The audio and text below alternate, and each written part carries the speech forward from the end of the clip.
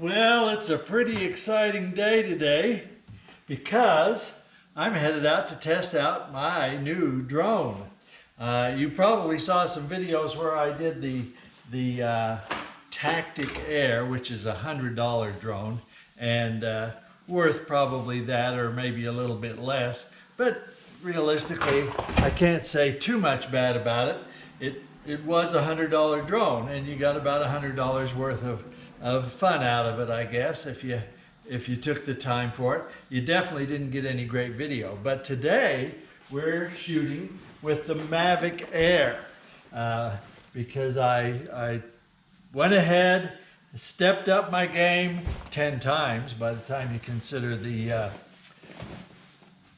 Flymore kit. And so we're looking at a lot better drone with a lot better video. And I'm headed up to Francis Peak because I can't really video much around my house and neighborhood here. I live too close to an Air Force base, so you have to get special permission. And besides that, it's pretty boring.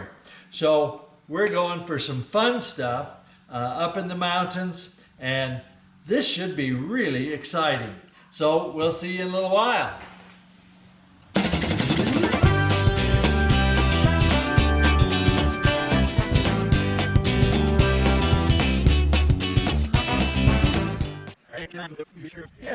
Whoa, whoa, whoa, let's back up here.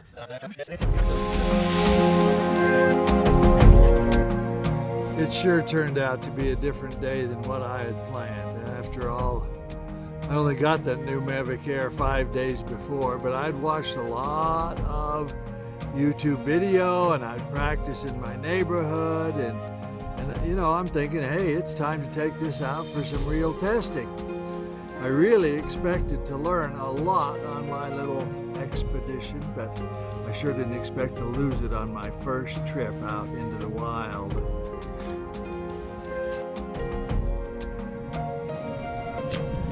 I'll bet you think I'm just showing you these beautiful flowers, but I'm not. Well, I am, but what I really am showing you is the kind of terrain that I just spent the last hour and 20 or 30 minutes in, searching for my lost drone, which just fell out of the sky.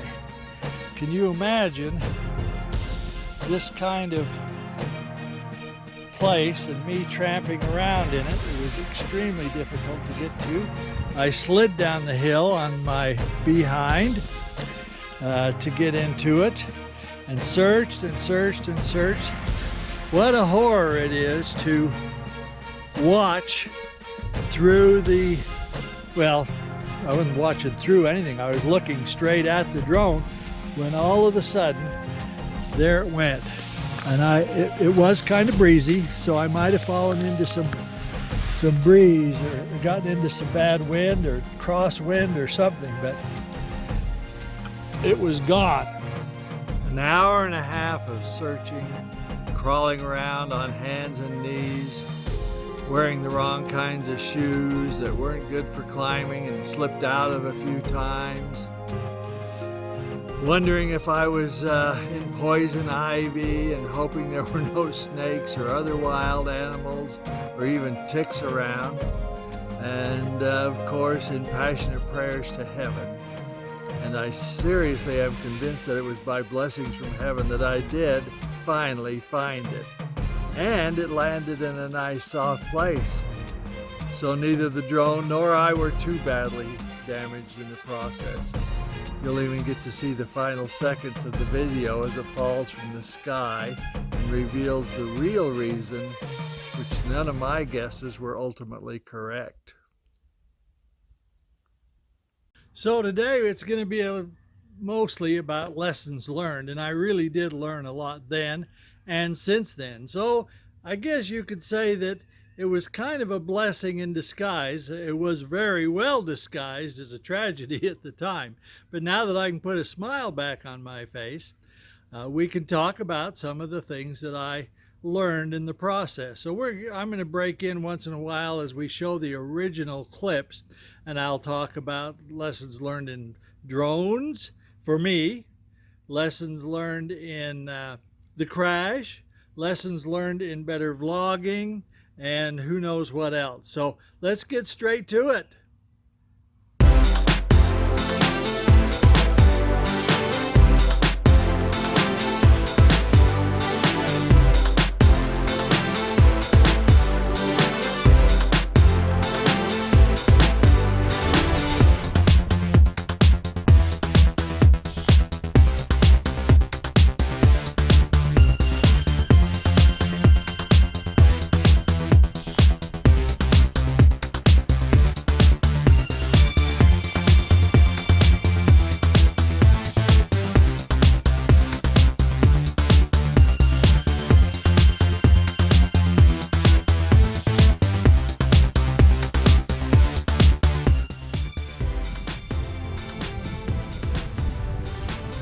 It's almost like they made this little bench here for me. This little rock has a flat spot that's comfortable for sitting, and here's this bench right here, easy to get into. And so here we are. You can see I've still got the plastic on my case here, but let's get the drone out and see. Now you may be able to tell just by the sound of the wind that it's a little breezy, but it's not bad. I think we're okay. If I had that little one I used to have that was so cheap, I might be real nervous. And so, but with this one, I'm not. You know what? I forgot to get my pad where I want to launch it from. So I'm going to set this down and go get the pad, and I'll be right back.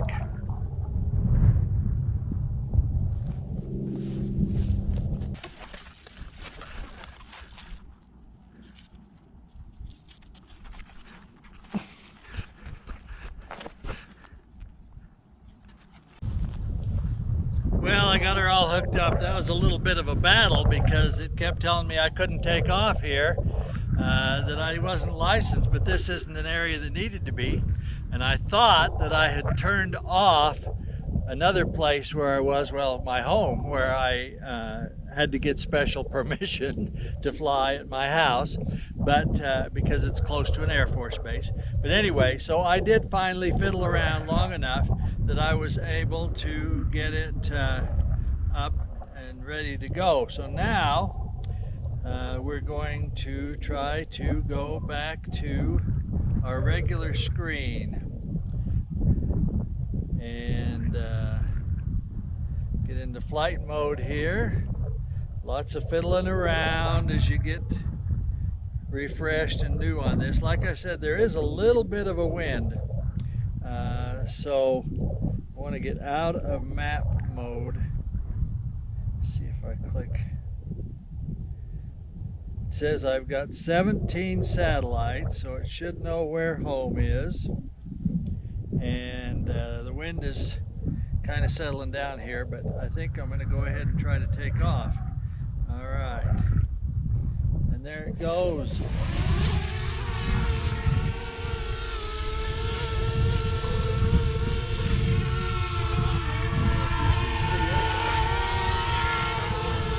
Didn't like that I was so close to it. Anyway, so I'm going to start recording on it.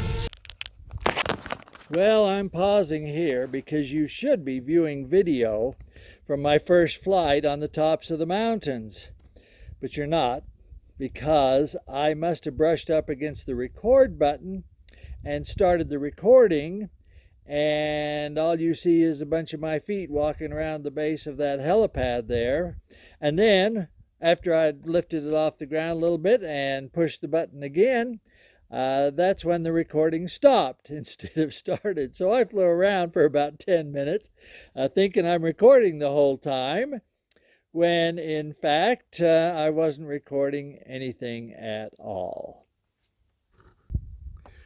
So I do have some takeaways from this, and one is that I have a natural tendency to always be looking at the drone. I think that's something that comes with being brand new at it. I'm watching that drone to see where it is every second. I need to learn to look at the screen, look at the at what I've got here on the remote and check it out, and then be very much aware of all the indicators on the screen, whether it's recording, whether it's not recording.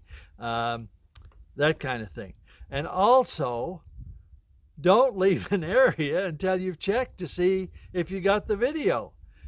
Make sure that before you depart and you're headed off to somewhere else, you look and actually see what you've got. Of course, without knowing that my previous attempt at recording had failed, I moved on to a new location. But at least this time I think I did get something that's a little more watchable, since I didn't get anything at all the first time.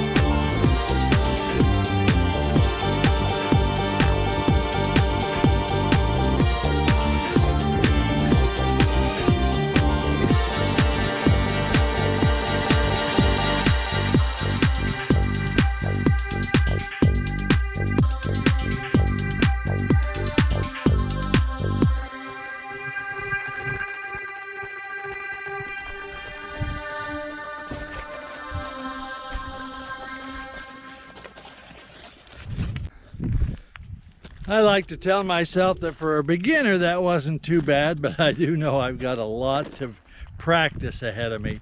One of my big problems was, again, back to what I talked about before, with always looking at the drone instead of looking at my screen. The only way I knew which direction was going once it got about 100 feet away from me was to start flying and see which direction it went. And then if I didn't like the direction it was going, then I would stop and I would turn it and then try flying again and seeing which direction it went, until I learned about that little map on there that told me which direction the thing was pointed at all times. Then I could start doing some more, but I didn't learn about that until the day after the big crash. So now I know more, I'll be able to do better, we hope. It is a little embarrassing to admit that I didn't know about that map in the lower left-hand corner, but the takeaways on this are: be aware of the map and be willing to take your eyes off the drone and look at the map, and also look and see what you're seeing from the camera itself on the video. Of course, that's not always as easily done as it is said, because you get out in bright sunlight and it is almost blankety blank impossible to see what's what's on that screen. So if any of you have a solution for that, I'd love to hear about it in the comments. Oh, and there's one more takeaway from this. If you're gonna wear a GoPro on your head to try to get the POV shots, then wear a dark hat or something to kind of disguise it or hide it as best you can. Okay, all right. Well, that was fun. I will see if that was any better than the other. I hope so. But we're gonna head back down, and I've still got one battery left. I brought up 3 good batteries and got them down to about, a little under 40%. And I could still fly for a few minutes with that, but I think I was done. So anyway, I'm heading back down towards the valley. This has really been a great experience. I've loved it, and I plan on doing some more of it here. There's a beautiful area down below here, and I'm going to try some more canyon type shots. So we'll see how that works. Stay tuned.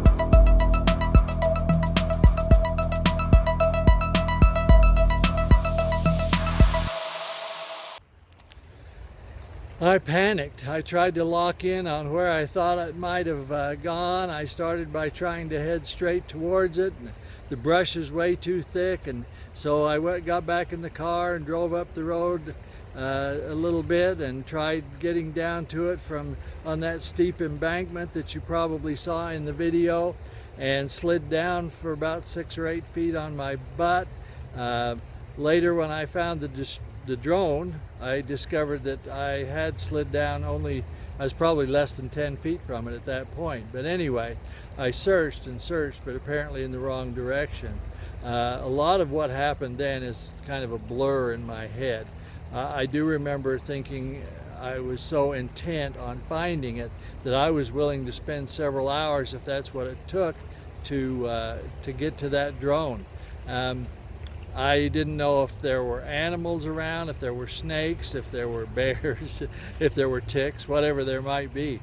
But anyway, then finally I remembered that there was a little program called Find My Drone.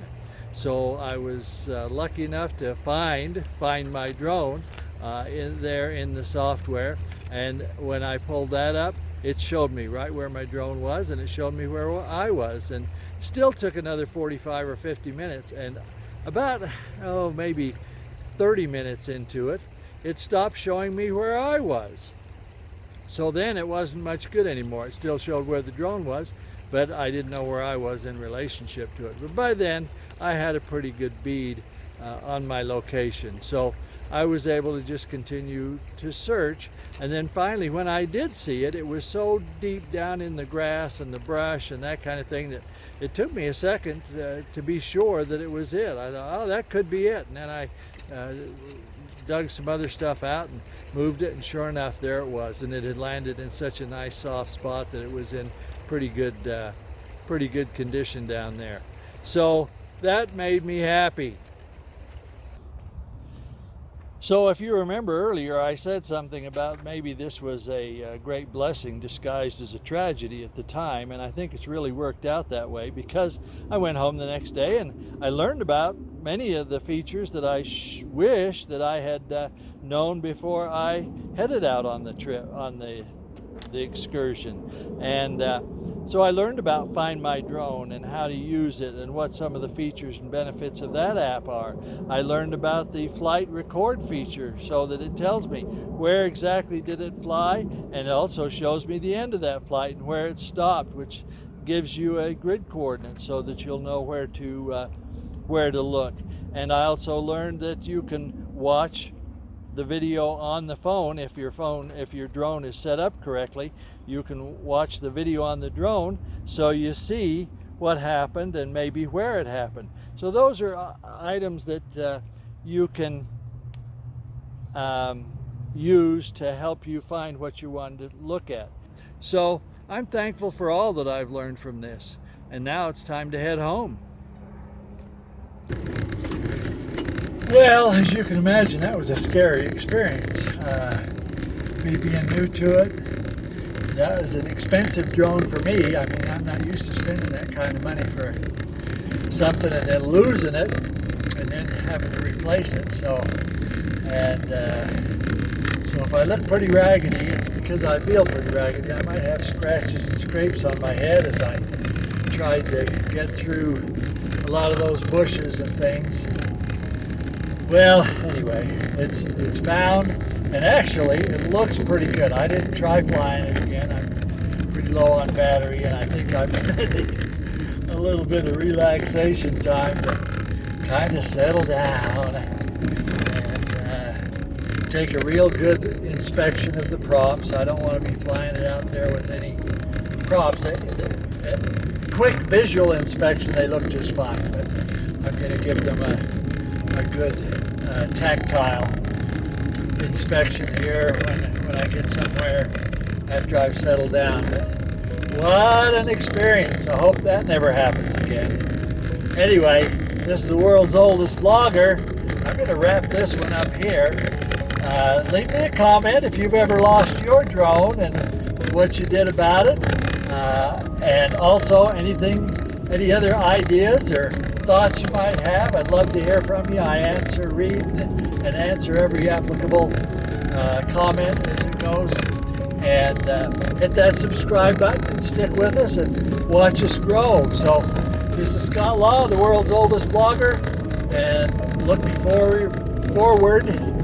Easy for me to say. I can't even get my lips to work now. I look forward to seeing you at another vlog. Have a great day.